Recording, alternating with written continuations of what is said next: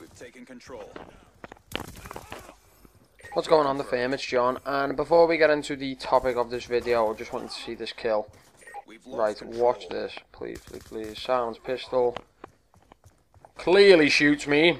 Anyway, yeah, the topic of this video, or the reason for this video, is to sort of start a new series on my channel, where I basically do a live commentary that's not a live commentary, and we sort of analyse a game that had some good points in it and quite a few bad points as well that we can learn from. So anyway, let's get into it. The reason behind this video is because you see a lot of people on Woody's games like there's something very, very similar, which is sort of where I took the inspiration from. You see a load of people throwing videos up that are 100+ gameplays, absolutely unbelievable players, but believe me, it doesn't always happen like that, and the stuff that goes wrong they don't tend to show on the channels. So it's not something that a lot of people can learn from. So that's also what I've decided to do here, is put a gameplay up where stuff happens what we can learn from as well. Something goes wrong. Anyway, that part of the gameplay right there, you'll see I pick a couple of guys off, and then there's like 2 or 3 players on their team that know where I am, and I can't necessarily outgun them all. So sort of back off, get myself into a better position, and then as you can see, got myself in behind a bit of cover and pick off them 2 guys. Even though when I run out there, this guy with the death machine just kills me quite easily anyway. But never be afraid to do that. Never be afraid to back away from a gunfight, just to get yourself in a bit of a better position to to pick the guys off as they're coming back for you. Anyway, let's see what we can get into here that we can learn from and pick out what went right. This part of the gameplay, I sort of flank left because if you'd seen in the clip before, I just run straight out into the middle and get picked off. But tried a different approach that time, didn't work. But on other occasions it will do. If you go gung-ho into the middle of maps all the time, there's going to be people picking on you left, right and centre, so don't always do that.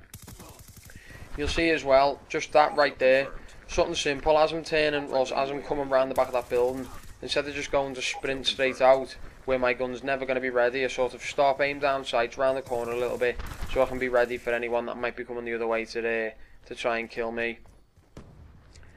You'll see as well as I'm running around the map here, when I'm sort of in close quarters situations, not always in this particular exact clip, when I'm in close quarters situations I'm not always sprinting either.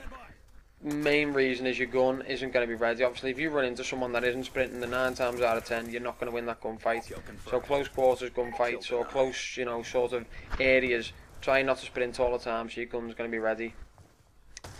This bit I sort of got an idea where they're going to be spawning. It's going to be down that far into the map.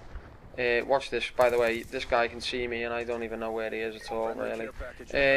I'm sort of hovering around that middle bit because I know they're going to be spawning on the other end. You don't have to go sprinting into spawn as long as you know the 2 main routes, or there's 3 main routes where they can come out to spawn on this map, and I was covering 2 of them there by taking cover behind that sort of little middle monument area. So if you know where they're spawning, obviously you don't have to rush the spawn as long as you take cover and sort of block the choke points of where they're going to be coming out. Right there, not much I could have done about that. Picked off 1 guy. Maybe I could have been a bit more hesitant before I go running for the tag. Anyway, this is important. I had an idea there was a guy behind that wall. Now the best thing I could have done was I just went up to the wall without jumping over, head glitch over it and pick him off quite easily. Instead I do something stupid. I jump over, my gun's not ready obviously because I'm climbing an object, and he picks me off quite easily. So that was a stupid idea from me. And yeah, that's something we can learn from again there. So let's see what else we've got. You'll see as well on this clip, just while we're on it, I'm using a laser sight, which obviously on a small map like Slums, you're going to be running into people quite that was a nice little kill feed, if I may say so. You're going to be running into people on a regular basis, so having a laser sight where you can hip fire them and spray them down quite quickly is always an advantage. So you don't always have to aim down sights. Obviously it's going to help you be a bit more accurate, but spraying from the hip is quicker, and obviously the laser sight helps me be more accurate when doing that anyway. So you'll see here, I can see from the UAV they're spawning up that top end of the map, and I've got a strong feeling that they're going to be coming from here, coming into that middle archway area, which is why I didn't go sprinting out straight away. and I sort of hesitated a little bit and just aimed at that doorway because I had a good idea there's going to be someone running through it, which well, it did turn out to be an easy kill. You'll see again there, just a little brief second where instead of sprinting out, I sort of pause and just aim down sights again. That's something I can't stress enough. Do not just go sprinting around corners all the time. Always just take your time, like I've done here. If I went sprinting out then, he would have just picked me off quite easily, but I didn't. I sort of hesitated a little bit, took a bit of cover behind that little sort of, you know, bit on the wall that sticks out. And again on this bit, I could have just went sprinting down straight into their spawn, but instead I go left, take cover behind that sort of dumpster or whatever it is, and it makes me very hard to kill. Like I said before, again, don't always be afraid to back out of a gunfight.